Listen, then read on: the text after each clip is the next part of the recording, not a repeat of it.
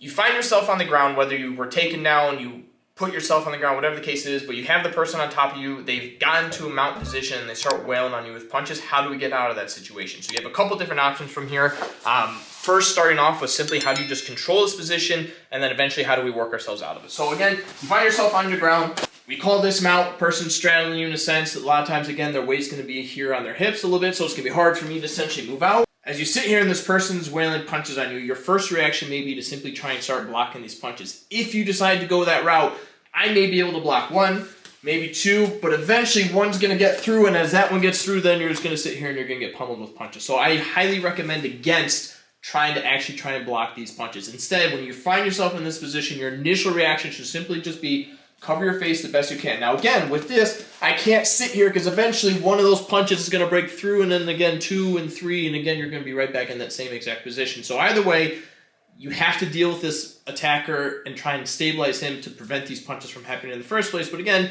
this is just a good place to initially start. Now, the key with this is going to be the ability to utilize my hips and keep him off balance. As long as he is postured up here, he has no problem throwing these punches. But if I'm able to start shifting his weight, whether it's forward or off to the side, he's going to have to post his hands to maintain his balance. And while he's doing that, he's obviously not going to be punching me. So that's going to be my goal. So from this initial situation, as my hands are here blocking, I want to make sure that my feet are firmly planted behind them. A lot of times you'll see guys actually bump the person with their knees and then plant the feet. That kind of just gives a little bit of an extra bump.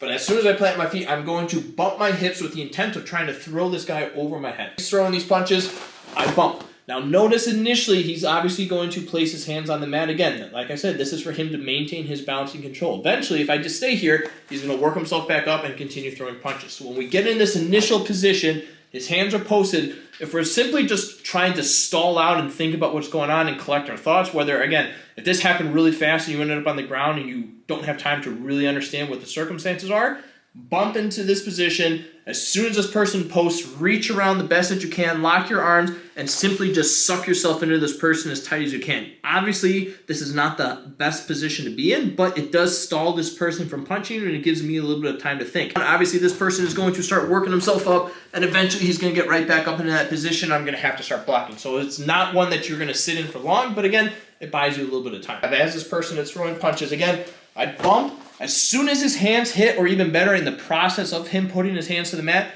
I want to catch him underneath his armpit. Notice how I keep my elbows in nice and tight. If I have my arms out here, or my elbows out in any way, shape, or form, as much as I can hold him in this position, my elbows are going to buckle as he comes up. Now from here, obviously, as you can see, I can maintain control of him.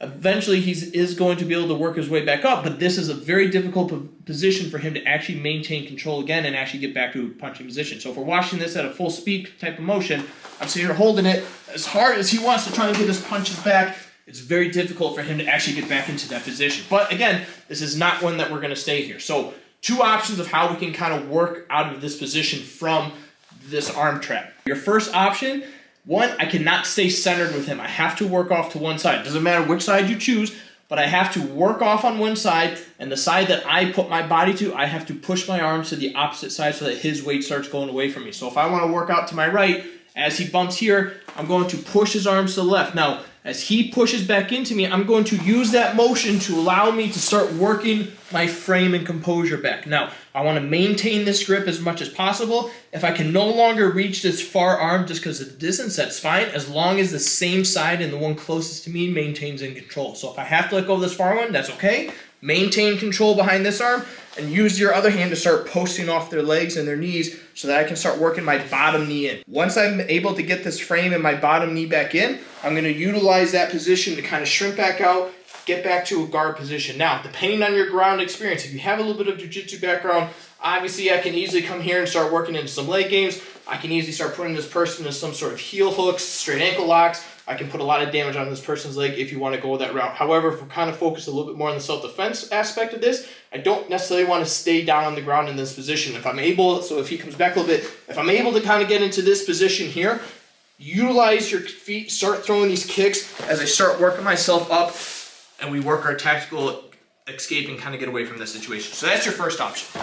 He posts, and I trap the arms again. Now, as I start pushing his arms, this time I'll push him to the right. I shift my body to the left, I start pushing his arms to the right. Now, in order for him to get his arms back to the center, his closest arm is going to be the first one that he's going to work back. The only way that he can really get this arm back is if he starts driving his elbow across my body and work his way back to the center. And as I feel him starting to push this arm back toward the center, I'm actually going to stuff it to his chest and pull himself in close to me. Now my body is behind his elbow and I've trapped his arm in place. If I'm able to completely reach around the person, that's great. If I can simply just grab onto the back, even if I grab onto the clothing, that's fine, but I'm latching myself to his body as tight as I can. My goal, because he cannot post on this side, is to roll over and push him down to this side of the mat. But in order to do that, I still, again, have to place my feet nice and firmly. I'm going to hip bump, at the same time, start rolling.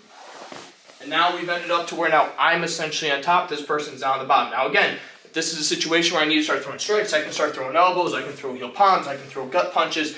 But again, if we're looking for more of a street self-defense application, especially if this person starts trying to tie you up and pull you back in, I want to make sure that I'm posturing, breaking away, get those escapes, and work myself out as quickly as possible. Again, if we can get off of the ground, that's your better solution. Now there is another option if for whatever reason, let's say you're bumping and this guy's not really doing much right here, and he's able to maintain a nice tight base where my bumps just aren't doing anything, or he's that much bigger than me and I just physically cannot force this person over. It's a bit of a riskier situation, but if you're able to do it, again, it is an option. So as we're throwing punches, my goal is to wait for one of the arms to come down, and as that arm comes down, I want to bump, shoot my hand straight up, and circle around, and at least try and get an underhook of the same side arm. Now, very similar to what we just did, I'm going to use this because now he can't post on this side, and I'm simply going to roll to my left and turn this person over. However, just because of the nature of this type of, or at least for this specific situation, I'm better off also trying to throw in a strike of some sort, because since I've only trapped one arm, he's very well able and capable of still trying to punch me with that other hand. So if I